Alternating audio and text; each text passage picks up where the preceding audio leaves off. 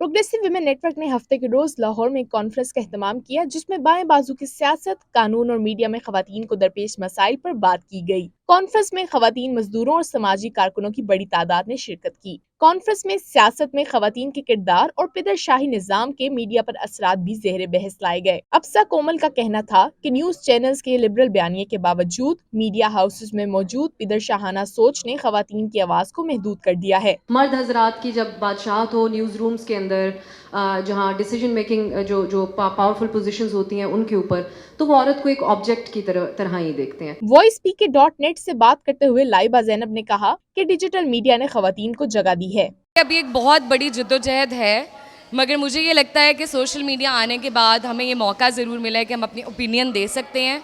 ये एक और बात है कि वो ओपिनियन देने के बाद हमें गालियाँ कितनी पड़ती हैं, लोग हमारी लिपस्टिक पे कितनी बात करते हैं, हमारे मेकअप पे कितनी बात करते हैं। लेकिन मैं ये समझती हूँ कि लोग भले जितना मर्ज़ी कहें, हम औरतों में इत्तेहाद भी है, हम चाहते भी हैं कि और औरतें मीडिया में आएँ, मगर उसके साथ साथ हम अपनी स्पेस बनाने के लिए भी कायल हैं। कॉन्फ्रेंस में मौजूद मुकर्रीन ने अफगानिस्तान में तालिबान के खवातीन पर मजालिम पर तशवीश का इजहार भी किया। जलीला हैदर का मानना है कि अफगानिस्तान को पाकिस्तान का 5वां सूबा बनाने की कोशिश में नुकसान पाकिस्तान की बाकी सूबों को उठाना पड़ता है। मुझे लगता है कि हम अफ़गानिस्तान तस्खीर करने, उसको महफूज बनाने, उसको अपने 5वां सूबा बनाने के चक्कर में हम तकरीबन अपने हर सूबे को लहूलुहान कर चुके हैं। जिस ख्वाब का हमने देखा कि हम अपने हमसायों को के घर को आग में धकेलेंगे, वो आग अब हम सब के दामनों को पकड़ रही है। मुनीज़े जहांगीर का कहना था कि इसमें कोई बईद नहीं कि हमसाया मुल्क में मौजूद अनासिर का असर पाकिस्तान की खवातीन पर भी हो। मुझे जो सबसे बड़ा खदशा है ना, ये जो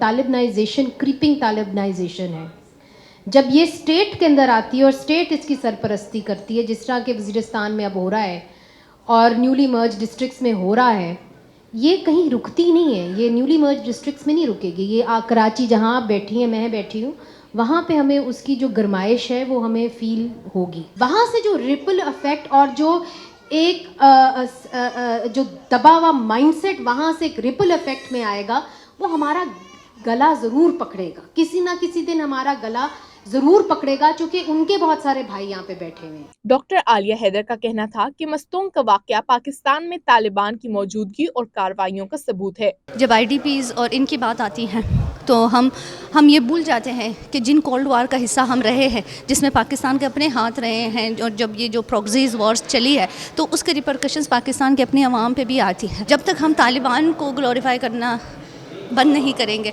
जब तक हमारे उनको फ्रीडम फाइटर्स कहना हम नहीं छोड़ेंगे, तब तक ये जो रिलीजियस फनेटिक्स और जो रिलीजियस फैशिज़म फैल रहा है, इसके ख़िलाफ़ जब तक हम जंग नहीं करेंगे, तब तक बलूचिस्तान जैसे खित्ते हमेशा एक जंग की सूरत में रहेंगे और वहाँ से लोग कुर्बान होते रहेंगे। कॉन्फ्रेंस की शुरा का कहना था कि इस नौयत की कॉन्फ्रेंस देही इलाकों से आने वाली खवातीन के एतमाद को बढ़ाती हैं। जो हमारी सीनियर कॉमरेड्स यहाँ पे आई हैं और उन्होंने जो अपने एक्सपीरियंसेस शेयर किए हैं हमारे साथ, और वो जो वे फॉरवर्ड जो वो रख रही हैं, वो हमारे सामने उन्होंने जो रखा है, उससे हमें बहुत ज़्यादा मोटिवेशन हुई है और हमारे अंदर एक एनर्जी आई है, और हमें ये लग रहा है कि हमारे साथ हमारे तरह सोच रखने वाली दूसरी औरतें भी साथ हैं और एक वे फॉरवर्ड की तरफ हम लोग जा रहे हैं, और इसमें हमारी बहुत जो है वो हेल्प हुई है एक तरह से।